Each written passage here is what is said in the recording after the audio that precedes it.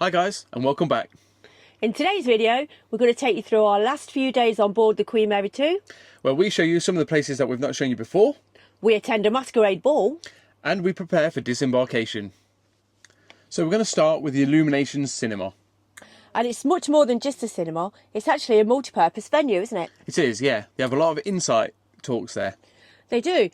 Cunard are very insight talk heavy, and they have talks numerous times a day on numerous subjects.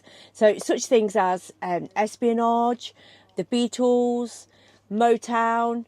There was one on Elvis on the way back, wasn't there? And it's where they get a number of experts to come on board and give us an insight talk. These are always well attended. We called in to see the Beatles one and it was full, wasn't it? Absolute ram to the rafters, yeah. Also in the cinema, there's a planetarium.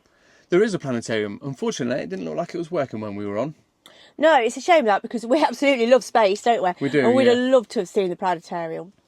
We also checked out the Cunard Connections area. And this has a number of meeting rooms and a little lounge area and some refreshment stations as well.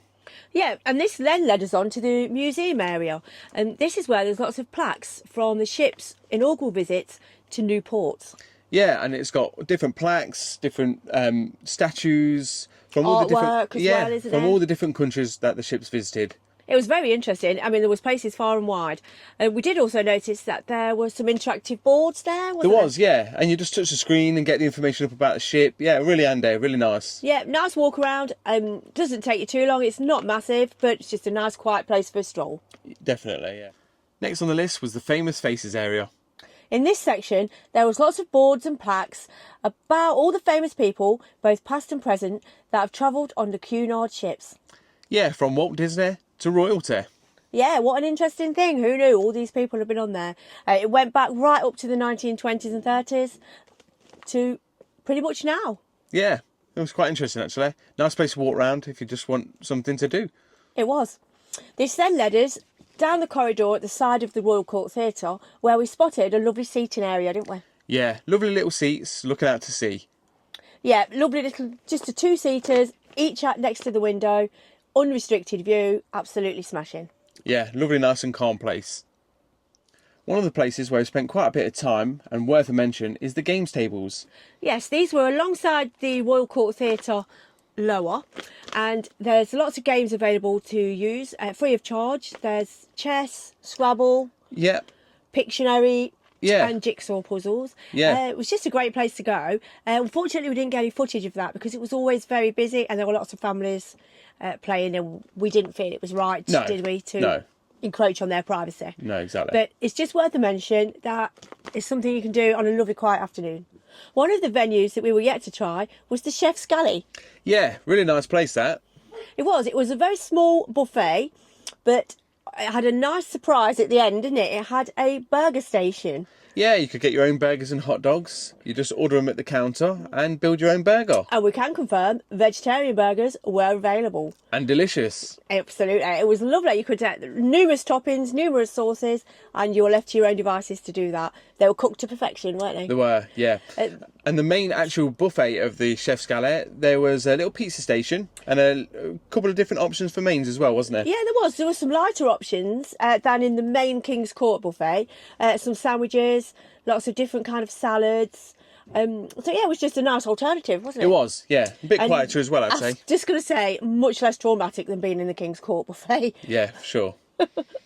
As we've mentioned previously, Cunard are famous for their themed gala evenings.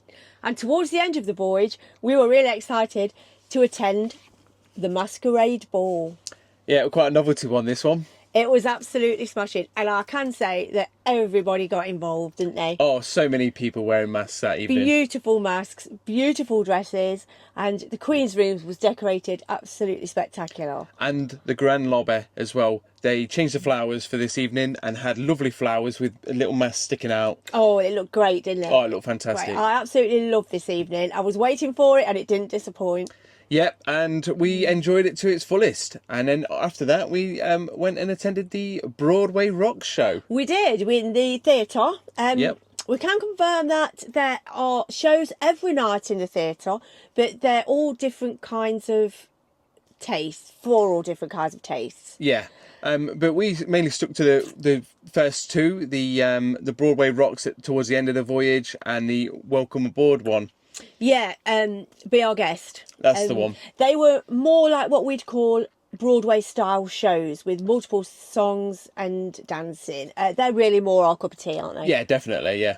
Other such events were opera, a classical guitarist. Yeah.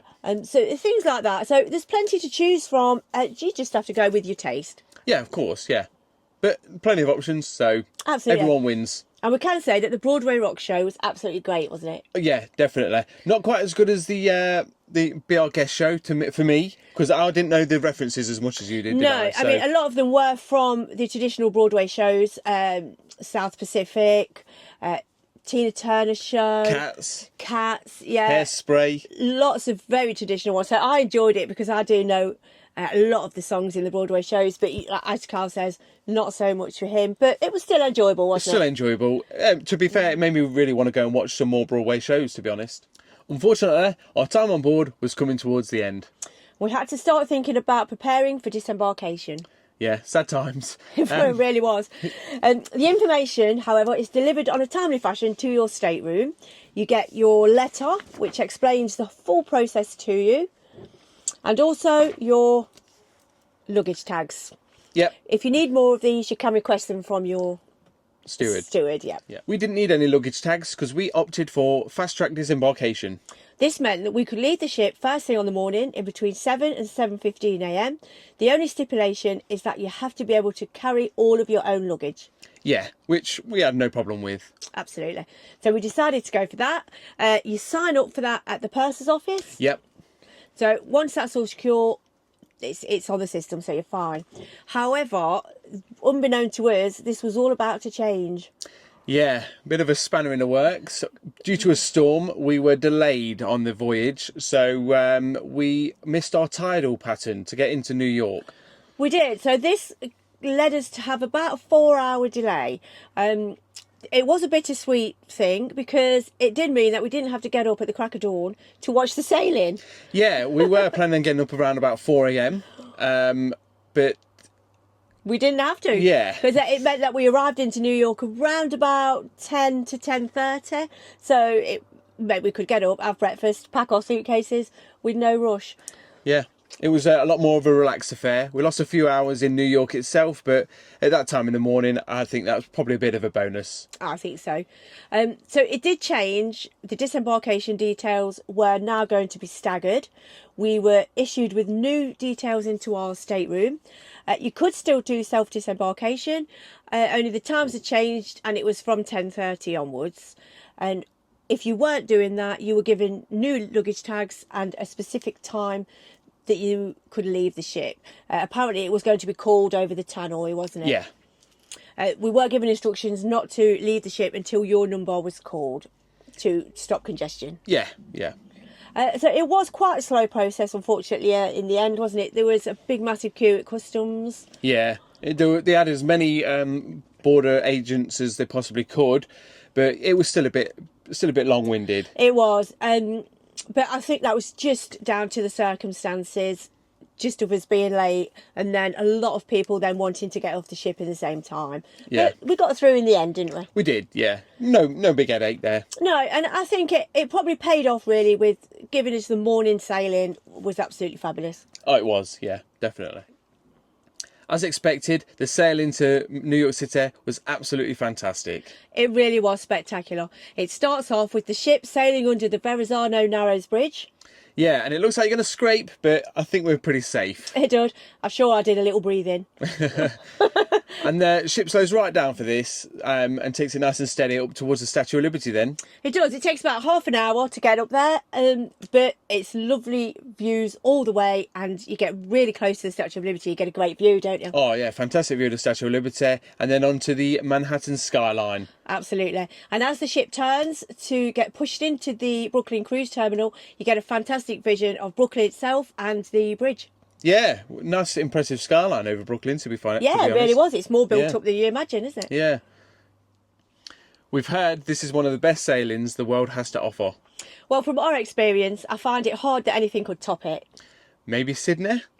Well, I would love to sail under the Sydney Harbour Bridge. Maybe we should give that a go one day. We'll try our best. Well, after clearing customs, gathering ourselves, there was only one thing left to do. Head over towards Manhattan. We decided to do this by using the New York City ferry. Yeah, and what an amazing little experience that was. It was so easy and cheap. Yeah, $4 per person. Download the app and pay for your tickets on the app, save your time at the machine, because obviously with so many people coming off the ship doing the same thing, they're all going to the machine. You end up with a queue at the machine then.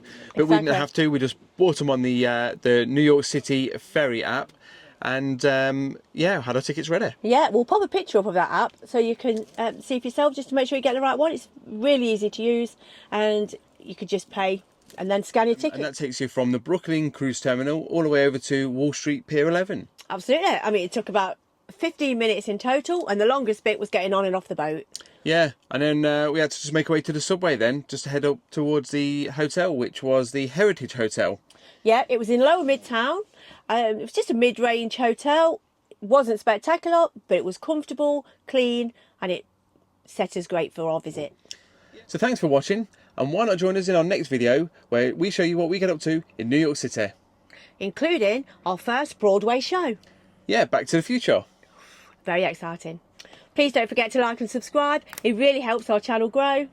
Yep, thank you very much. Thank you. Bye. Bye.